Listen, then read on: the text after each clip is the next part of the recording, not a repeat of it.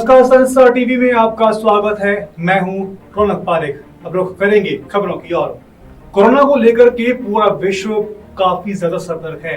वहीं हम बात करें यूके की रेड लिस्ट में पहले भारत शामिल था, अब यूके की रेड लिस्ट से भारत बाहर हो गया है। कोरोना के कारण कई देशों ने अपने यहाँ पर कोरोना के कड़े नियम बना रखे हैं, जिस कारण से दूसरे देशों से आने वाले लोगों को उनकी पालना करनी होती है।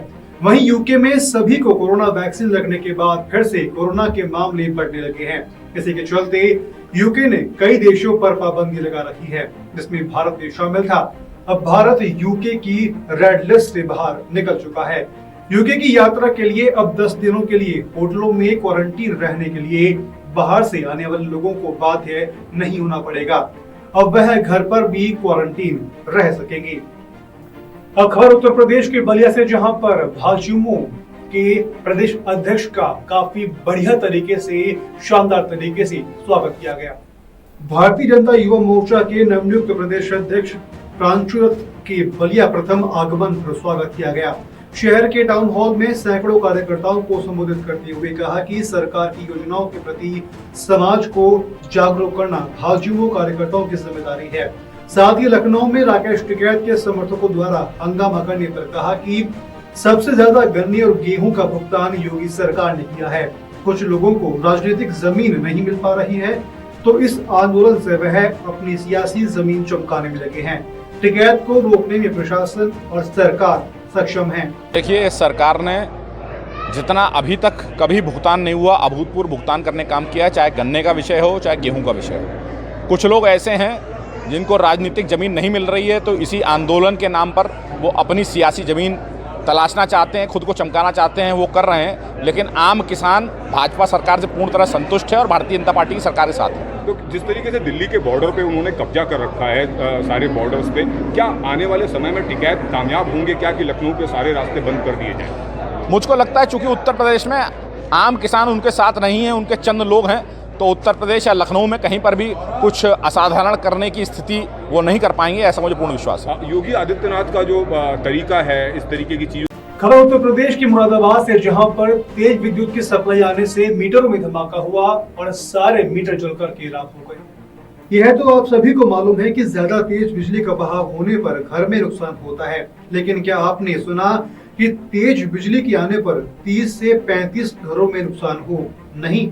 तो मुरादाबाद के वार्ड 69 की मियां कॉलोनी का यह मामला है, जहां ज्यादा तेज बिजली की सप्लाई होने से कई घरों में लगे मीटरों में धमाका हुआ, जिसके चलते घर में बिजली के सामान खराब हो गए। आपको बता दें कि पिछले कई दिनों से वहां पर बिजली के सप्लाई में परेशानी आ रही थी। मुरादाबाद में स्टेशन रोड स्थित शेर पंजाब होटल का लाइसेंस अधिकारियों की मिलीभगत के चलते लगातार रिन्यूअल हो रहा है। आपको बता दें कि पिछले काफी समय से, यानी कि 3 साल पहले इस होटल के संचालक मृत हो चुके हैं, लेकिन फिर भी वहां मौजूद मैनेजर और अधिकारियों की मिलीभगत से वहां का लाइसेंस लगातार रिन्यूअल हो रहा है।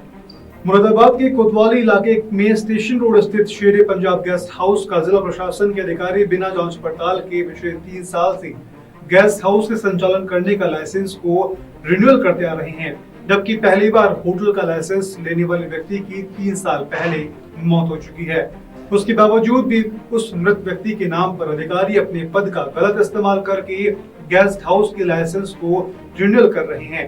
आपको बता दें कि होटल संचालक के पारिवारिक विवाद के चलते जिला प्रशासन को किसी ने पत्र लिखकर के इसकी सूचना दी, तब जाकर के मामला सामने आया।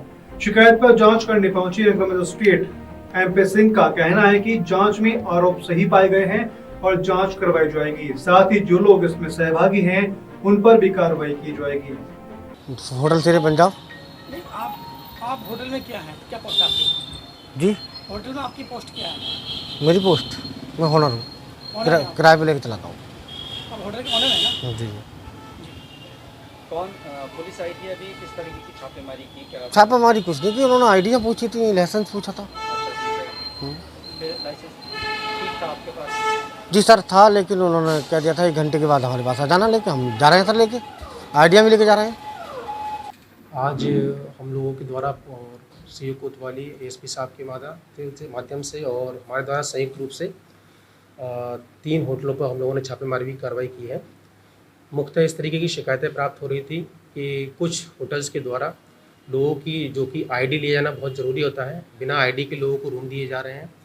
और एक होटल की स्पेशली ये शिकायत थी कि उनके द्वारा जो रिन्यूअल कराया गया है अपना सराय एक्ट के तहत, उसका मृतक व्यक्ति के नाम से रिन्यूअल करा लिया गया है, जो कि उचित नहीं है। तो इस प्रकार की शिकायतों को प्राप्त होने के चलते इसके अलावा 15 अगस्त जो हमारी आने वाली है, हमारा एक राष्ट्रीय पर्व है, उसके मद्देनज़र भी जो संवेदनशीलता बनी रहती है, क्योंकि संवेदनशीलता के दृष्टिकोण से और इन शिकायतों के चलते उसमें आज हम लोगों ने इसमें एक संयुक्त रूप से छापेमारी की कार्रवाई की है और कुछ खामियां भी निकल कर आई हैं। कई सारे जो होटल्स में जो देखा गया और आईडी का मिलान किया गया तो पूरी आईडी उनके पास नहीं थी। इसके विषय में हम लोग कार्रवाई करेंगे और संयुक्त रूप से उच्च अधिकारी को इसकी रिपोर्ट बनाकर प्रेषित की जाएगी। सावन का मौसम चल रहा है, वहीं पर बात करें उत्तर प्रदेश में कांवड़ियों को लेकर के प्रशासन ने साफ आदेश दिए हैं कि कोई भी कांवड़िए कांवड़ की यात्रा में भाग नहीं लेंगे, लेकिन फिर भी वहां पर कांवड़ यात्रा में लोग कांवड़ में जल भर करके महादेव का अभिषेक करने के लिए गंगा जल को लेकर के जा रहे हैं। सावन के मौसम में कांवड़ लेकर महादेव का अभिषेक करना शुभ माना जाता है, लेकिन कोरोना महामारी के चलते इस बार कांवड़ यात्रा नहीं मनाई जा रही है, लेकिन फिर भी भक्तगण कांवड़ यात्रा निकाल रहे हैं। हाईवे से गंगा जल लेकर के जा रहे कांवड़ियों को किसी अज्ञात वाहन ने टक्कर मार दी, जिससे कांवड़िए का पैर टूट गया और वह घायल हो गया। और घायल कांवड़िए को मेडिकल कॉलेज में इलाज के लिए ले जाया गया, लेकिन हालत गंभीर होने पर उसे प्रयागराज रेफर कर दिया गया, जहां उसका इलाज जारी है। आपको बता दें कि यह हादसा मांधाता थाना क्षेत्र के गजेहड़ा जंगल के पास हुआ। टॉप 5 में अभी के लिए इतना ही। आप देखते रहें सन स्टार टीवी। नमस्कार।